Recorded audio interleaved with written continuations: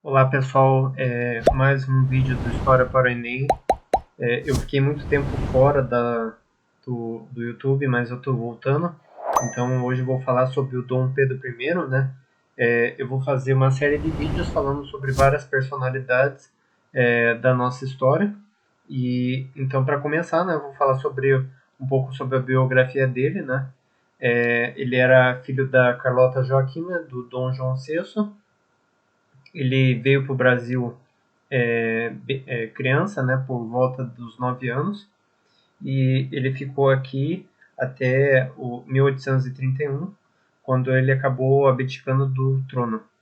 Então, ele veio para o Brasil, né, com 9 anos, porque Napoleão tinha invadido Portugal, né, o Portugal era um parceiro comercial da Inglaterra, e por causa disso a família real acabou fugindo para o Brasil. Então ele passou boa parte da infância no Brasil.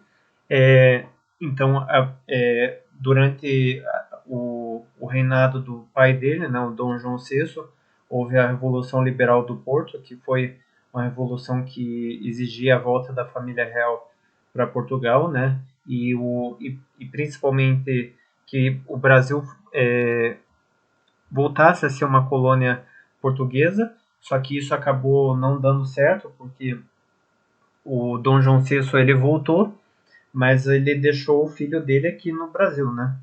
Então essa foi uma condição que ele criou para poder voltar para Portugal, e isso fez com que muitos portugueses acabassem ficando descontentes, né, com isso, e isso acabou refletindo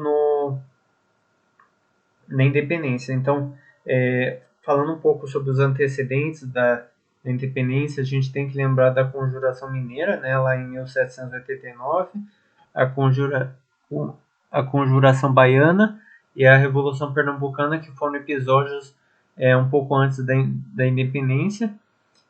Haviam divisões, né, dentro do Brasil em relação sobre a questão da independência, que era o Partido Brasileiro, que era formado por latifundiários e comerciantes e defendia a permanência de Dom Pedro, e o Partido Português de militares e comerciantes, que defendiam o retorno de Dom Pedro e a recolonização do Brasil.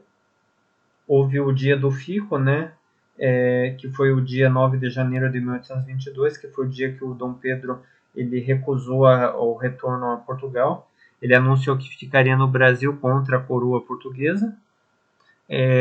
Os objetivos da independência do Brasil foi a questão da liberdade do comércio, autonomia administrativa, né, que na verdade, a partir do momento que a família real se estabeleceu no Brasil, isso fez com que boa parte da população desejasse, né, que o Brasil, na verdade, o Brasil já estava se tornando independente, né, principalmente quando houve a abertura dos portos, né, em 1808,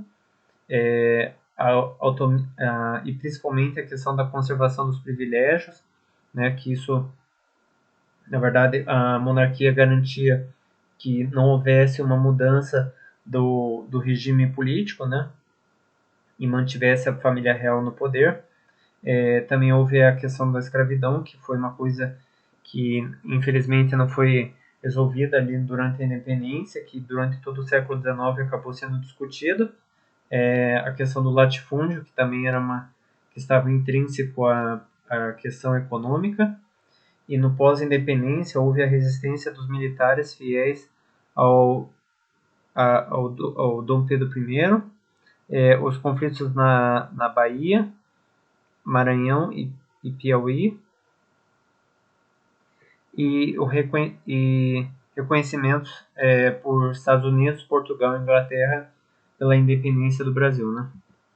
Então, a Constituição de 1824 ela mantinha a monarquia parlamentar. Durante 65 anos se manteve esse regime político. Houve a guerra pela independência, né, porque não havia um consenso, principalmente entre os portugueses brasileiros, sobre o destino do país. E isso fez com que, em 7 de setembro de 1822, fosse assinada a independência do Brasil por Maria Leopoldina.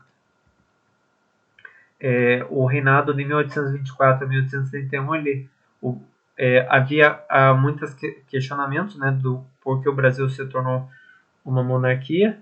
A elite brasileira ela estava habituada à monarquia portuguesa, que era, enfim, e principalmente a questão de que a monarquia evitava a transformação do status quo, ou seja, a república ela permitia que o poder se alternasse, né? E isso poderia ser perigoso para a família real, que poderia ser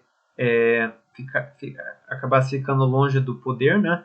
Então havia também o temor de que o território fosse fragmentado, como ocorreram nas ex-colônias da Espanha, né? Como por exemplo, né, todos os países da América Latina tinham vários territórios, né? Só que eles acabaram sendo fragmentados por causa de questões políticas, né? E questões regionais que não era o desejo da família real, né? Então, durante o reinado de Dom Pedro I, houve a Guerra da Cisplatina, né, que era um território ao sul, ali no atual Uruguai, só que o Uruguai ele não se reconhecia como parte do Brasil, né, então houve a independência do Uruguai, e também durante o reinado do Dom Pedro I houve um duelo, né, entre esses dois partidos, o Partido Brasileiro e o Português, e isso fez com que houvesse uma crise política, né, principalmente com o fechamento do Congresso, ali quando houve a Assembleia Constituinte. Um dos eventos, né, que fez com que houvesse a abdicação do Dom Pedro I foi a Noite das Garrafadas, que foi uma série de conflitos que ocorreram na cidade do Rio de Janeiro. Isso acabou levando a uma crise política, né, e principalmente o descrédito do Dom Pedro I, que era visto como um caráter autoritário, né, e principalmente houve a morte de um jornalista, o Líbero, não me recordo o nome, só um momento, após a morte do Líbero Badaró, né, isso fez com que houvesse um descrédito do Dom Pedro I, então ele acabou abdicando. Isso a abdicação dele levou a uma crise política no país, né? O país teve uma breve experiência republicana através do período regencial, que foi uma série na verdade, a Constituição determinava que caso o sucessor não tivesse idade para poder tomar posse, o país seria governado por tutores que seriam escolhidos pelo Congresso. Então, o Dom Pedro II, como ele não tinha idade, o país acabou sendo governado por vários tutores, até o golpe da maioridade, quando ele tinha 14 anos, que os políticos acabaram levando ele ao trono, né? Então é isso, pessoal. Agradeço a todos. Peço por gentileza que se inscrevam no canal e dê um like no vídeo para poder ajudar a divulgar minhas aulas, tá? Muito obrigado.